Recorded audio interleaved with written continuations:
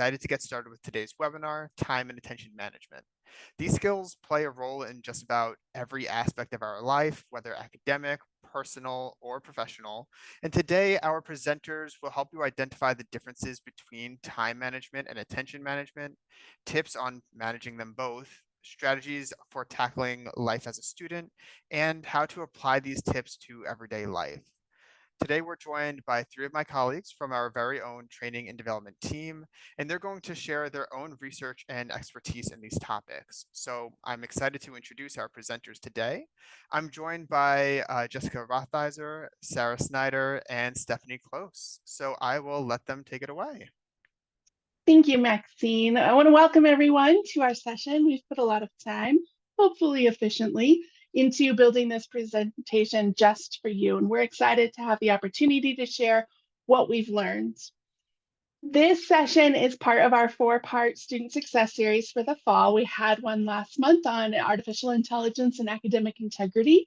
So be sure to go check that out on YouTube. And then as Maxine said, coming up after this one in November and December, we have sessions on becoming a confident writer and on teamwork and collaboration. So we look forward to seeing you there.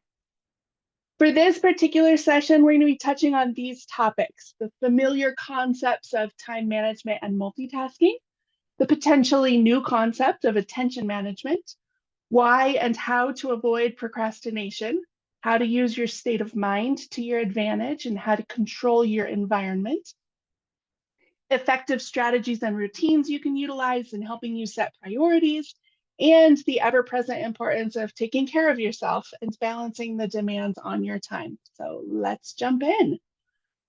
Productivity. The world is dominated by the need to be productive. What are you accomplishing? Are you producing? How much are you producing? And it goes further than that. Not only are you producing, but how efficiently are you producing it? Are you producing as much as you can during the time available to you? And how emotionally draining is it to realize that you're coming up short? You can do more, be more, produce more, but you're just not there. One of the best strategies I ever learned was putting first things first, and I definitely put that to use in my life very recently. I recently graduated from a certificate program in theology. While I was in school, I juggled marriage, full-time work, parenting 2 boys, ages 6 and 2, homeschooling our oldest, and somehow finding the time to feed my family. I was a busy bee. I realized in that time that I do my best work, or at least my least distracted work, in the morning before my family wakes up and everyone starts asking me for stuff. So to accomplish my goal of completing the program without completely abandoning my family, and to take advantage of what I know about how I work, I developed a very dependable routine. I would get up at 5 a.m. to study and do homework for a couple of hours every day before everyone else woke up around 7:30 and the day started to get away from me. I would run from one thing to the next between work, homeschool, other commitments for the rest of the day. I would get dinner made and then get the boys to bed by 8 o'clock. I would have a few minutes with my husband and then be in bed by 9:30 every night. Did you catch the every day and every night part of that? Yep, I really do mean every day and every night. Saturdays and Sundays started and ended the same way too. I have found, for me, that as much as I love sleeping in on the weekends, it's simply not worth the cost of throwing off my sleep and wake schedule for the whole rest of the week. I end up fighting the rest of the week with myself to get out of bed. My Mondays are no harder than my Fridays when I maintain a consistent sleep schedule through the weekend. Research also shows that one success leads to another. The motivation and positive energy associated with accomplishment creates a springboard for continued accomplishment in other tasks and areas. One part of my routine I didn't mention is that I also made my bed every morning when I got up. That hasn't always been part of my morning, but I can say with certainty that it improved quite a few areas since I started doing it. For one, it's so much nicer to climb into a made bed at the end of the night. And for two, I've already accomplished something within the first couple minutes of my day. That feeling of accomplishment, how little it might be, started to build that springboard of energy. Think about what you do first every day, whatever that might be. Is it the most important thing that you do in the day? What about when you get to work every day or you get to school every day? You may not think you're doing the most important thing first, but you probably are. At least you're giving what you do first your most important time. Maybe getting up at 5 a.m. won't work for you, but can you get up an hour earlier than you do now to give your best time to something you want to? Can you use your morning time differently? Can you build in a sleep schedule that you can count on every day? Our willpower is the highest in the morning. That's why, if you really feel something is important, you probably should do it first.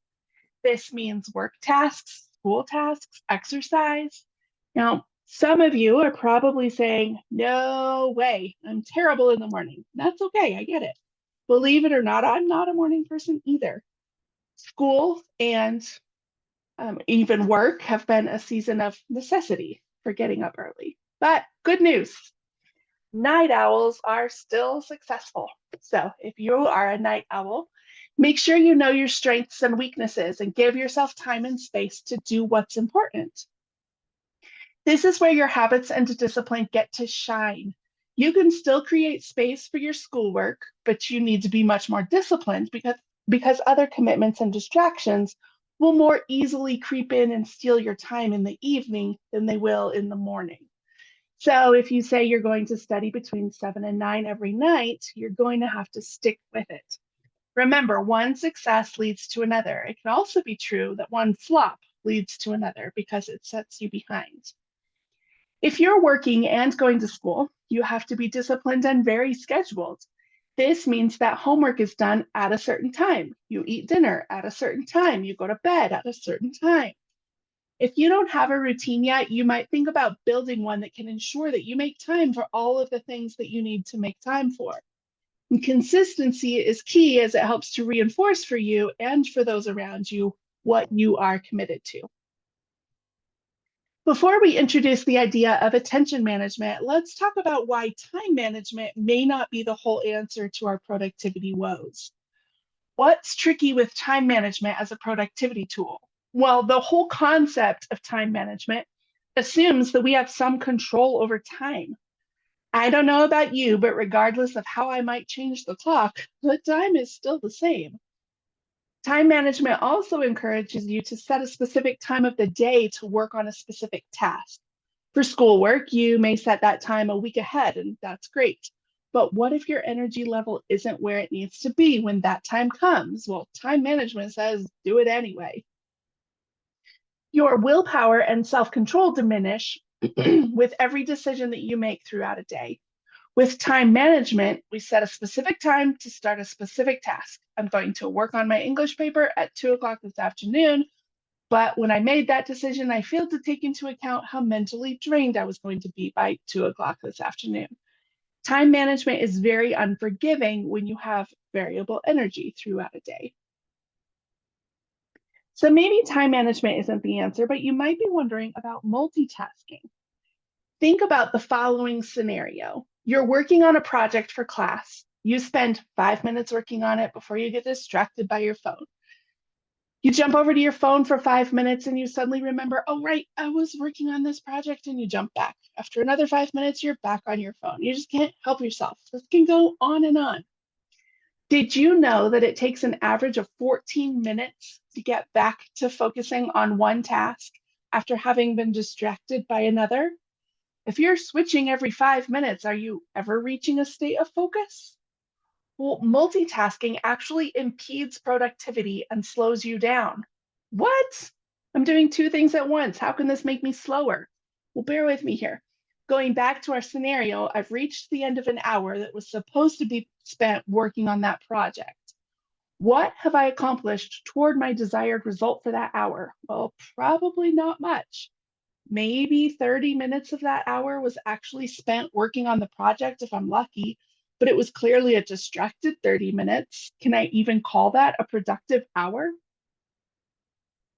Multitasking also impairs executive function. What is that? Well, executive function is the mental process that allows us to make decisions. It allows us to focus on the task at hand, plan out a sequence of events, juggle competing priorities, and remember instructions. There are two executive function stages we need to go through every time we switch between tasks. The first is goal shifting. This is a decision to change focus and decide to do something else instead of what you're doing right now. And the second is rule activation. Every task has a set of rules. So changing tasks also means setting down the rules of the first task and reorienting yourself and your mind to the rules of the new task. When we multitask, we overstimulate our brain through our task switching to the point that we diminish our ability to do the things we need to do to make effective use of our time. Each time we shift our attention between email and another task, for example, we're putting our executive function through those two stages and we're wearing it out. Did you know that multitasking also lowers your performance quality by increasing your mistake rate? Because you aren't giving your tasks undivided attention, you are at an increased risk of forgetting where you left off, of skipping a step, of neglecting to give adequate attention to detail, and so on. You've compromised your ability to do either thing as well as you could if you had remained focused on each one individually. And multitasking can also increase your feelings of stress. Now, I'm not saying here that multitasking is solely responsible for any stress you may be feeling, but I am saying that as a result of all these problems with multitasking that we've mentioned, you are giving yourself ample reason and opportunity to feel additional stress. It takes longer to get a single thing to the point of completion, and that means it's going to take longer to actualize the positive feelings that come with that completion. Research shows that making a habit of multitasking can even damage your brain function and your memory by causing you to become more easily distractible, and you lose the ability to focus or concentrate deeply. It can kill your creativity because creative thought requires focused thought, which might sound counterintuitive, but creativity blossoms in the absence of distraction. And it can reduce emotional intelligence, that ability to perceive, control, and evaluate your emotions. Let's pause here to test out what I've just said. Our colleague Henry taught us this. What I want you to do is, in any kind of Word document, in the chat, anything that you can grab real quick, I want you to type the numbers 1 through 9. 1, 2, 3, 4, 5, 6, 7, 8, 9. Okay? Next, I want you to type the word multitask. multitask. Okay, easy enough. The third thing I want you to do is to type both at the same time by alternating. So you've got M1, U2, L3, and so on. So you've typed them both out alternating. Okay, think about this with me. Which one was faster? Typing both things individually or alternating back and forth between them? Your brain had to keep switching back and forth between what it was doing. Am I typing a word or am I typing a sequence of numbers? So that's why it took longer.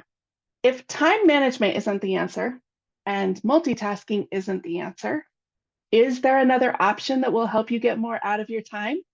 Well, we believe that there is. So Jess, tell us about attention management. All right. Thanks, Sarah.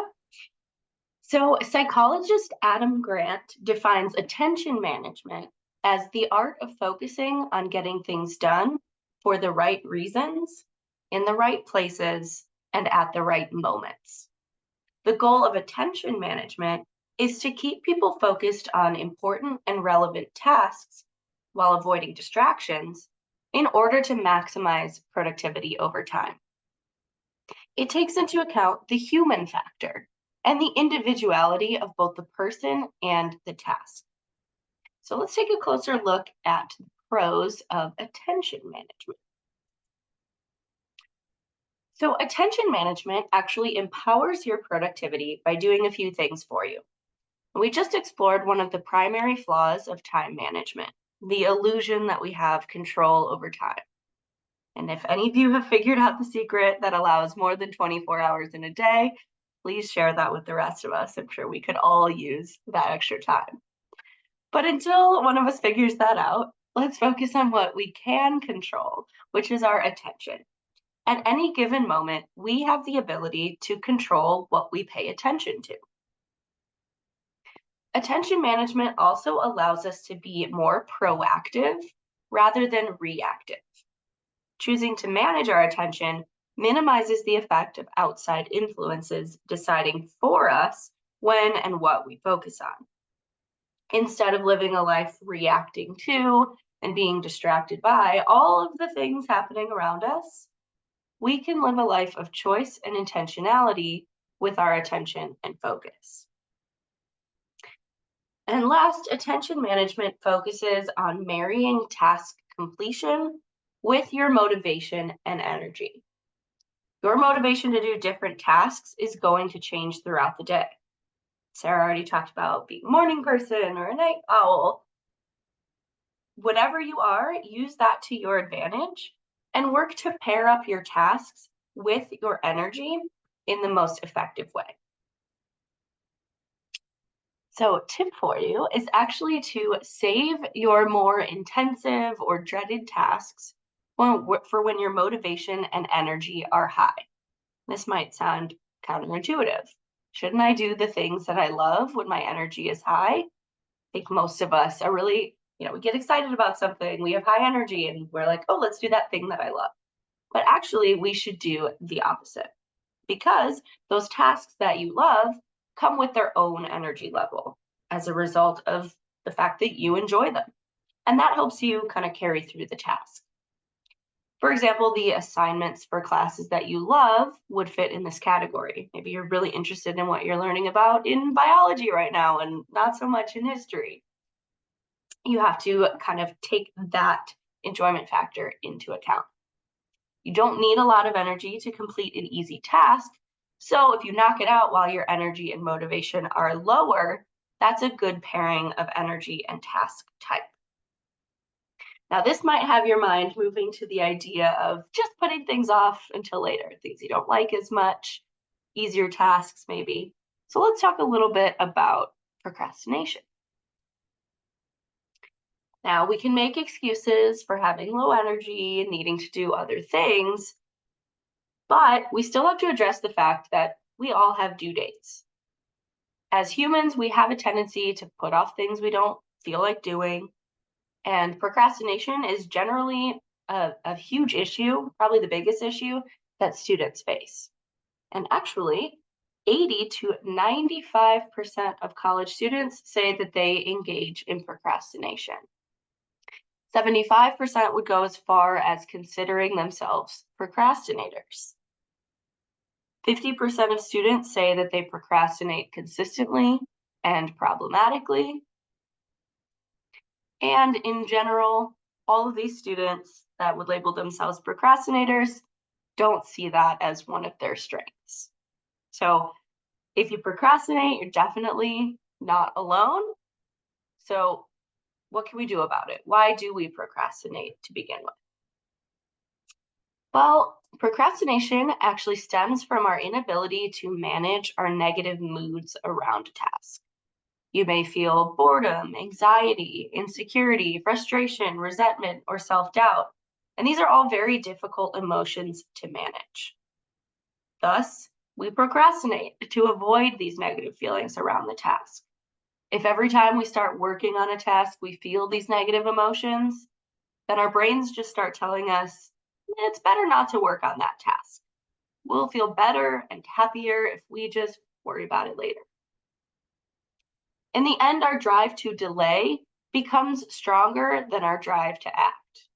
We feel more positive emotions by not working on the task, on telling ourselves we'll just do it later. But eventually we will have to complete that task. And all of those negative emotions that we've pushed off will only have grown stronger in the background. We'll have to face them all eventually. So of course, yes, procrastination is bad. And just to kind of drive it home a little bit, here's some statistics that correlate with procrastination. So generally speaking, students who turn in assignments at the last minute tend to get lower grades. This is often because students don't give themselves time to go back and check their work, edit their essays, review their answers. Many procrastinators are afraid of failing, and procrastination increases stress, depression, anxiety, and fatigue. And not to mention guilt. When you think you're going to work on an assignment on Wednesday, most of us probably start to feel a little guilty when we put it off on Thursday, and we put it off again on Friday. We can try to get rid of that guilt by doing things more frequently when we actually set out to do them or when we intend to do them. Well, that's easier said than done, of course. So what are some tips for avoiding procrastination? I have a few for you today. The first is to work in bite-sized chunks, or in other words, consider only the next small action. Ask yourself, what's the next action I would take on this if I were going to do it, even if I'm not actually going to do it in this moment? The majority of the time, you'll find that that next small action is probably a lot more manageable than you think, and you might feel more motivated to do a couple of small actions right then and there than you would the whole project. For example, if you have a big scary task of your final research paper, you can break that into small manageable tasks, like today I'll read a couple of the articles I found. Tomorrow I'll outline my paper. The next day I'll write my introduction paragraph, and so on. Another tip is to make your temptations more inconvenient. I would argue that for most of us, our biggest distractors are on our phones. Phones are right there in our pocket or on the table. Some things that you can do to help manage your phone temptations are to put time limits on your apps in your phone settings. There's even tools like the Opal app that lock certain apps during various times of the day. So maybe, as Sarah suggested, you decided that 7 to 9 p.m. you are going to focus on studying or working on your paper. And you're going to do that consistently over time, every day, 7 to 9. You can actually set up times of the day where your Instagram is locked or your Reddit is locked, and it becomes more difficult to access those easy temptations.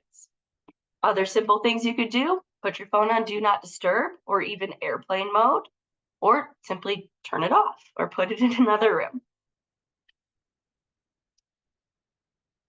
One of my biggest tips is to forgive yourself when you do procrastinate. It happens, and it'll probably happen again in the future. We are all human. But if you beat yourself up about it, those negative emotions can impact your ability to refocus and avoid procrastinating in the future. In fact, in a 2010 study by researchers in the psychology department at Carleton University, they found that students that were able to forgive themselves for procrastinating on their first exam of the semester procrastinated significantly less and ended up scoring higher on the second exam than their peers who were unable to forgive themselves. And lastly, make things that you want to do as easy as possible by removing obstacles. For example, if it's a goal of yours to go to the gym in the morning before your class, lay out your gym clothes the night before. If you want to make studying key terms easier for one of your classes, create that flashcard right when you read about the key term or when you hear about it or learn about it during class. This way, you'll be able to just study your flashcards instead of spending an hour or two creating all of the flashcards first when you'd rather be spending that time studying. All right, let's reflect a little bit. Just take a moment to ourselves. I want you to think about a time when you had a large, daunting, or uninteresting assignment that really needed to get done. but you had no energy or motivation for the task. Think about how that situation made you feel. And in the end, what did you end up doing to push through and get that task done?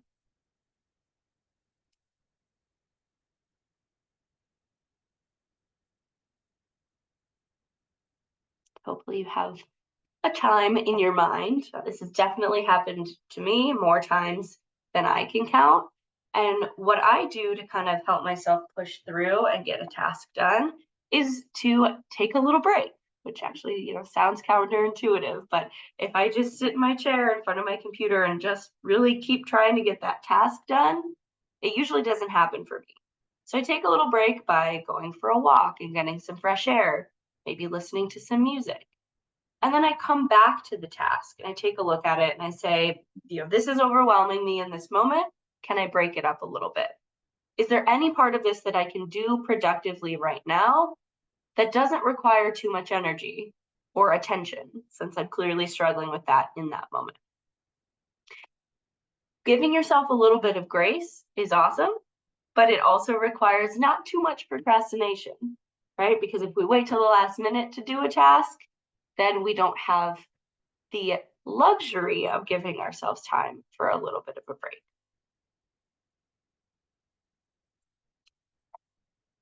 All right, so let's talk about states of mind. So in order to understand ourselves and our motivations better so that we can manage our attention more effectively, there are 4 states of mind that we can find ourselves in that we need to first understand. So first is reactive and distracted. Now, this is the state of mind we are most likely to find ourselves in these days. You probably are finding yourself in that state of mind right now. There's lots of things always going on, getting towards the end of the day, probably thinking about dinner or what your friends are up to, or, there's a million things always going on. The world is more interconnected than ever, and there are never-ending demands for our attention and focus. So in this state of mind, while it may be our desire to be focused, we don't necessarily have control over our environment. We might be bombarded by little distractions. We may be multitasking. We're reacting to what's happening around us, and we're allowing it to distract us from what we're working on. So while this is the most common state of mind, it's not necessarily the most helpful for getting things done. The one that is our focused and mindful state. And this is almost the complete opposite of reactive and distracted. In this state, we are consciously concentrating on the task at hand. We're being super intentional about channeling our attention into one thing. In this state of mind, you've taken steps to ensure that you are not interrupted. You are actively engaging in pushing away the distractions that are coming at you or lurking in the background. Then we have our daydreaming state of mind, where we're not doing any of the things mentioned in either of the first 2 states. Here, we're just letting our mind wander wherever it wants to. We aren't directing our attention to any one thing, but we actually are still actively blocking out distractions. Daydreaming is a really important state of mind for unleashing our creativity. This is where we solve problems, think of new ways to do something, or even have new light bulb moments. So if you catch yourself daydreaming, that's not necessarily a bad thing. You might be on the brink of a breakthrough. And last, we have the flow state of mind. And this one is really interesting because this is a state of mind we don't have any control over. You can't really force yourself into a flow state of mind. This is going to be where you completely lose yourself in what you're working on, and you shut out parts of your brain that are distracting you with things like how you feel, what's for lunch, or what other people are up to. It's just you and the task. Now, generally speaking, flow is going to happen when you spend a good amount of time in the focused and mindful state. So you have had to, be really intentional, put some effort into blocking out the distractions, but with any luck, you'll transition into a state of flow where you aren't having to work so hard to get rid of your distractors. So your states of mind are really powerful tools that you can utilize to kind of control your attention and your time and your procrastination. So having the ability to recognize your own state of mind patterns is going to be really useful for you. So think about, is it easier for you to move into a focused and mindful state in the mornings, in the afternoons, maybe the evenings? Do you ever allow yourself to enter the daydreaming state? Or have you convinced yourself that if you're not doing something, you're not being productive? So one thing that you could try while working on your attention management is taking a few moments throughout the day to make a note of your state of mind and what has pulled your attention away from the task that you're working on. This will help you recognize your distractions and work on eliminating them more effectively. This will also help you recognize your state of mind patterns, and you can kind of become better at shifting into a more appropriate one for the task at hand. Attention management is something that takes practice, and it is a practice that will be more effective when we're able to control our environment. So how do we do that? Well, first you want to, again, remove distractions. Have I said that enough times? Is it clear that you should remove distractions? Don't let your distractions control you. So Forbes actually suggests that you create a not to-do list of all of those activities you're planning to stop doing in order to become more productive. Write down tasks that aren't contributing to your goals or unproductive habits that you need to ditch. And having a visual not to-do list might help you remember, oh yeah, I'm trying to stop doing that. You'll also want to try to limit the amount of information that you're taking in. Research actually shows that giving children too many choices between toys results in them being less engaged in the choice they finally make. Information overload occurs when we're trying to make a decision, but we have way more information than we actually need to make that decision. So try to take only a little bit of information at a time. You don't need to know everything in order to make an informed decision. And the mind can be a strong distraction in and of itself. And as much as we might wish, there's no way to completely separate ourselves from the thoughts in our head. Relaxing the body and the mind can help you put your attention where you need it to be. So you might let yourself daydream for a few minutes before diving into something requiring more focused attention. Or maybe you do a brain dump where you just write down everything that's in your mind so it's out of your head and on paper.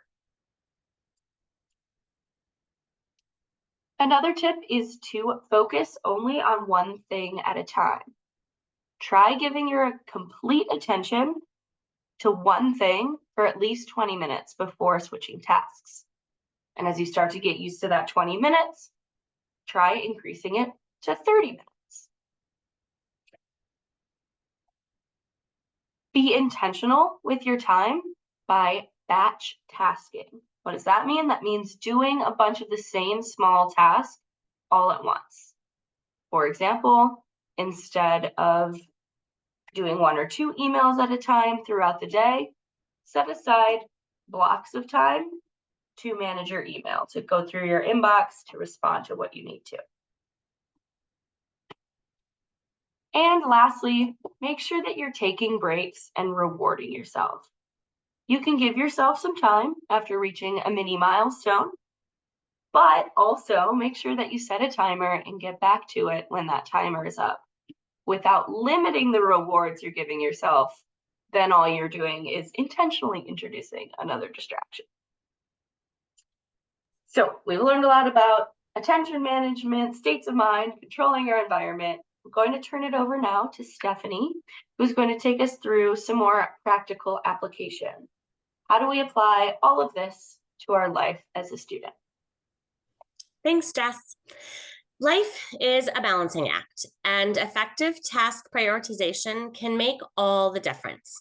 Let's explore some practical day-to-day prioritization examples and strategies that you can start using right away.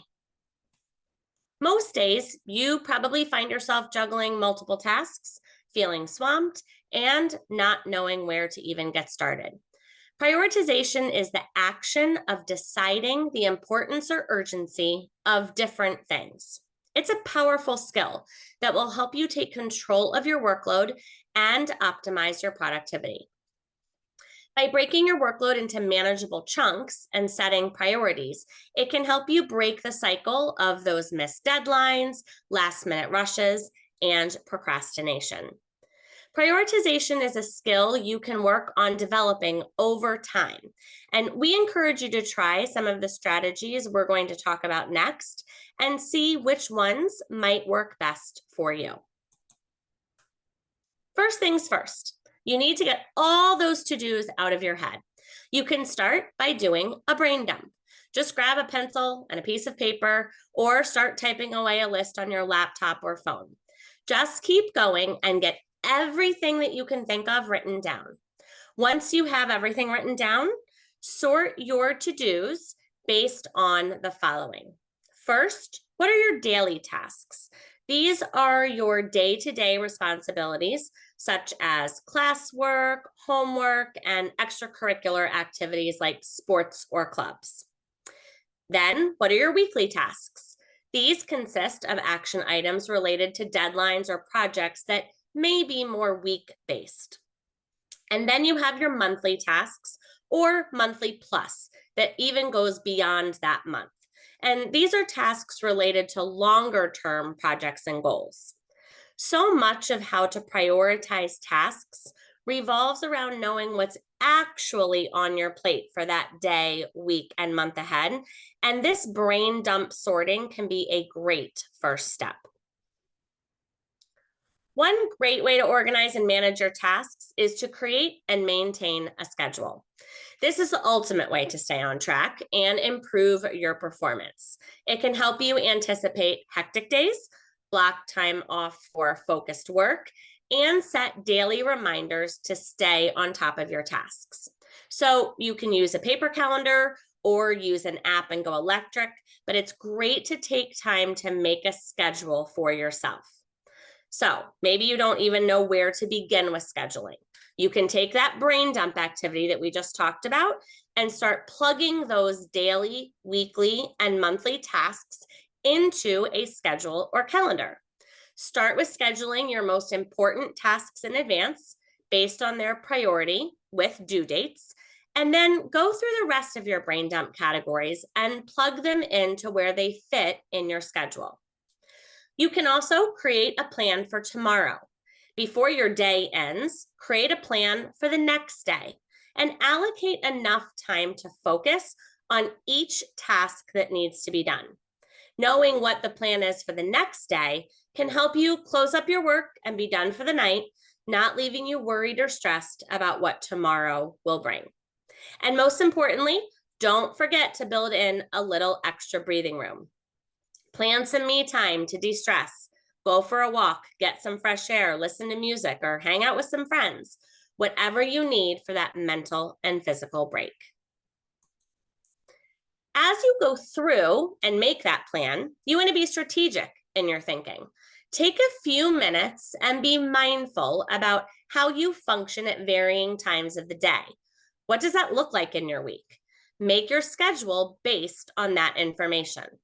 Let's say on Thursday, 2 weeks from now, you have a class presentation that is due. You can plan ahead and set some time aside on the Tuesday before to finish any research you need to do and rehearse that presentation.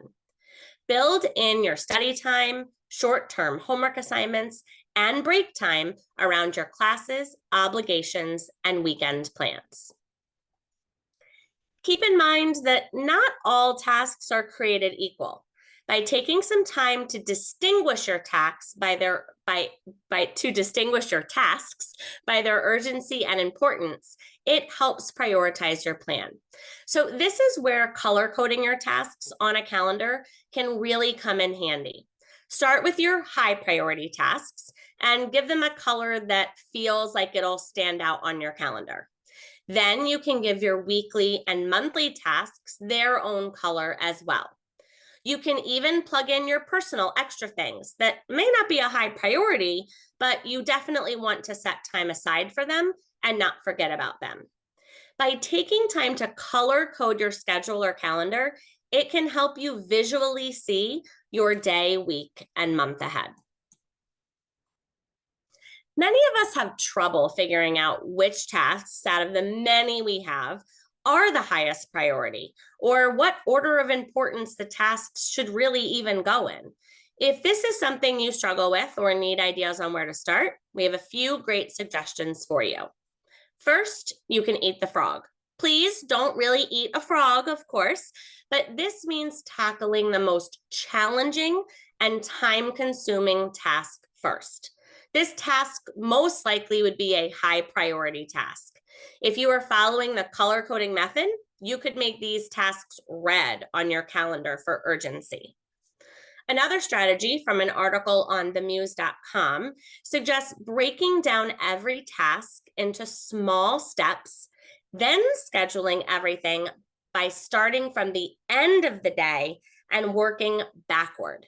This helps remove the time and energy spent making decisions about when to do what. And you could also try the ABCDE method.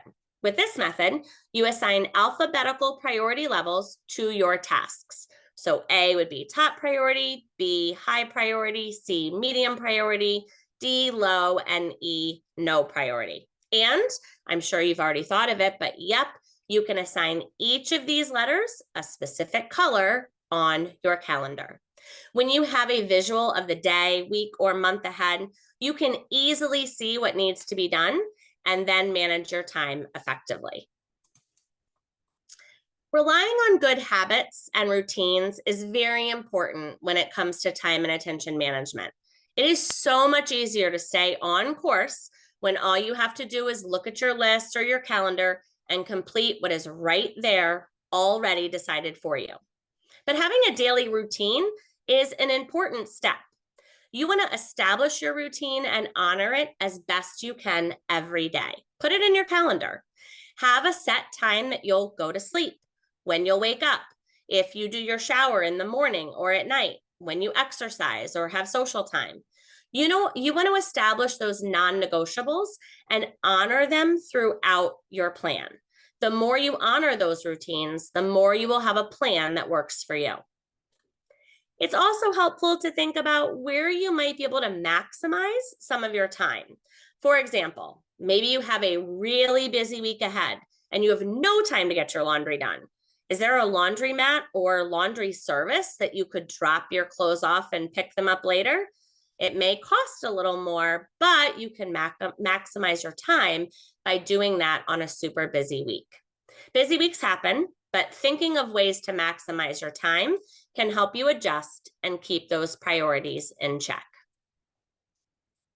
And as you wrap up each day, you can make it part of your routine to do a little prep work and decision making out of your tomorrow. You can start by laying out what you'll wear tomorrow. That's one less decision you'll have to make in the morning. There are quick and easy breakfasts that you can prep beforehand. Overnight oats or egg muffins are just a few. You can write down your to-dos or any important reminders for tomorrow. The idea being, if you get it out of your head and onto the paper, it's not swirling around in your mind and keeping you awake. And you wake up knowing exactly what is important and what you need to get done. Whatever your evening routine is, aim to go to bed at the same time each night, with the goal of allowing for 7 to 8 hours of sleep. And remember, it's not all about your to-dos. You can't pour from an empty cup. So it's equally important to set time aside to do the things that re-energize you. Go outside, I'll be the first to admit it can be challenging. We live in the day and age of computers and smartphones and video games, but going outside improves concentration, creativity, and provides a healthy dose of vitamin D. Don't forget to exercise your body and your mind. Walking is great, it's free, it's easy. You can also stretch, try a new club or sport, or practice yoga. And flex those muscles in your brain too. Take some time each week to try and learn something new. Pick up a book and read for pleasure, not just homework, or solve a puzzle. It's also important to remember to take time to socialize and be around people. Reach out to a friend for a chat, volunteer for a cause you're passionate about, or help organize something for your community. And lastly, as Jess told us earlier, get rid of those time wasters. Be mindful of that doom scrolling or hours upon hours of video games. We are all guilty. But think about giving yourself a time limit for how long you will allow yourself to get lost in electronics. Remember, there are only so many hours in a day. Focus on using your time more effectively. Help yourself be as productive as possible so you go to bed each night feeling good about your day, accomplished and successful. And lastly, don't be afraid to reach out to others for help. Your family, your friends, your professors, an advisor, a coach, even Tutor.com. We all need support. So don't be afraid to reach out and get that help when you need it. Maybe there's someone who can take a little weight off your shoulders or help explain something in a way that will make more sense to you. You have a support system surrounding you. Don't be afraid to lean on it. And by being here today or watching the recording of this webinar later, you took a great first step using that support system. So pat yourself on the back for that one. We want to thank you for joining us today. We hope you have learned some great strategies and tools that you can use right away to help you with managing your time and attention to your priorities and goals. So now I'm going to pass it back over to Maxine to give you some.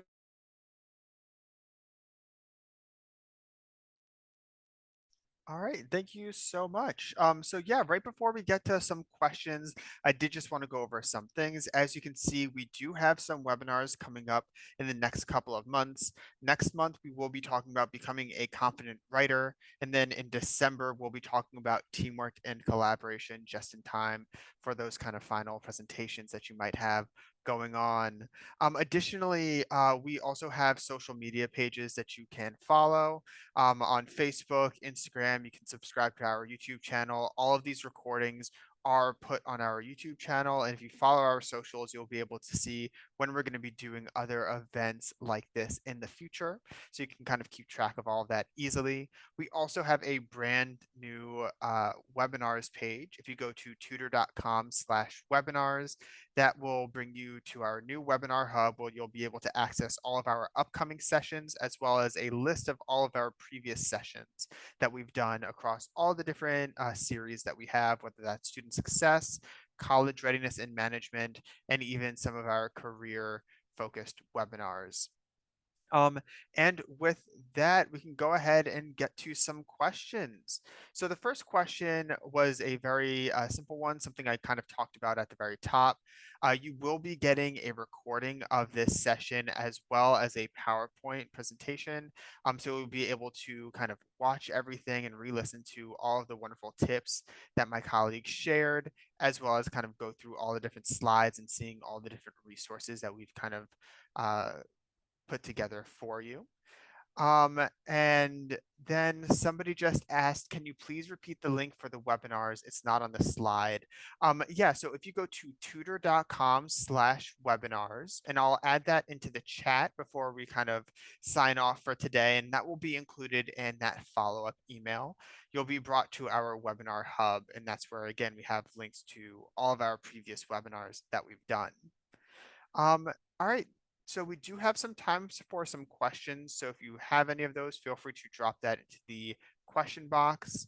It does look like we got one question coming in about tips for people with ADHD. I think this might have been related to kind of procrastination, but tips in general for time and attention management. Sarah, do you have any information about that? Yeah, I'd be happy to take that on. Two common things that come up with people who have ADHD are being easily overwhelmed and being easily distracted. So a lot of the things that we talked about in this webinar would very well apply to those with ADHD, where you're talking about removing distractions as much as possible, having an organized space and an organized schedule.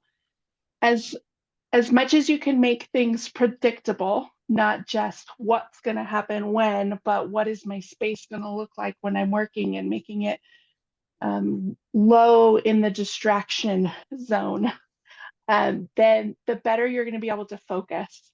Another thing to do is to take things into smaller chunks. So if you can take a large task and break it up into little pieces, and Jess and Stephanie touched on this too, is you can then experience that sense of completion a little more often and a little sooner if you've completed a chunk. And one of the things that I had talked about was how one success will lead to another, and getting that one chunk done gives you sort of that boost to get the next one done and the next one done. And you don't have to wait quite so long if you had tried to tackle the task in its entirety instead of in little chunks. Awesome. Thank you so much. We got another question coming in talking about how to forgive yourself for not staying on task. So I know it was mentioned earlier that sometimes you will kind of fall prey to procrastination, no matter how much you're kind of trying to avoid it. But how do you forgive yourself and kind of go easy on yourself for kind of missing up on that? Yeah, I'll take that one. I think the ways that most of us don't forgive ourselves is to not allow ourselves to do something that we wanted to do, or, you know, yeah, something that we wanted to do because we didn't finish a task, or because we waited too long on such and such task, or because we didn't get the score that we wanted on the exam. And so I think one of the easiest ways, and I say easy, it's not easy at all to forgive yourself, but one of the best ways to do that is to just don't restrict yourself from things that you love because you feel that you haven't earned it. I think a lot of us punish ourselves in that way. And that's kind of doing the exact opposite of forgiving yourself. So if you get your exam score back and it's lower than you wanted, and you're blaming yourself because you procrastinated and you were supposed to go to dinner with a friend that night, still go to dinner with that friend, still go on your walk, still go do whatever you had planned to do, reward yourself in any way that you can, so that the next time that it happens, the next time you have an exam come around, it feels like less of a huge impending deal. I guess that would be my advice. Awesome. Great advice. And thank you for that. Kind of something on the flip side of that is, how do you motivate yourself to stay consistent, whether that is with the schedule that you have going on? Like, what kind of tips do you recommend for staying consistent with those? I can take that one. I think it's really important to know yourself and to know your motivation. There's a lot of ways that people are motivated, and to know what motivates you is going to help you to build something. How I can stay motivated to do things is going to be different than how Jess keeps herself motivated, or how Stephanie keeps herself motivated. So I think sitting down and taking some time to say, what really motivates me? What's going to make me want to do this consistently is really going to help. And then plan it out. A lot of habit building, which is what consistency is looking for, right? Build this habit of doing this thing on a regular basis, whatever it is. a lot of that is having some sort of sense of accomplishment and reward that you've gotten there. If I am motivated by chocolate, it's a terrible motivator, but let's say I'm motivated by chocolate, which I might be, to motivate myself with something other than chocolate is maybe not going to be very successful, as I'm in the beginning stages of seeing, how do I make this a habit for myself? How do I reward my consistency and not just make it feel like drudgery? I also would add to that, for me and for I think for a lot of people, is when you fall off of a habit, when you miss a day or two or three, a lot of us get into this mindset of it's all or nothing. Uh, Mm-hmm. and then we're like, okay, well, I'll start again on Monday, or I'll start again next month. It doesn't matter if you miss a day. It doesn't matter if you've fallen off of a habit for a little while. You don't need to wait to start again. Just take one more step to starting again.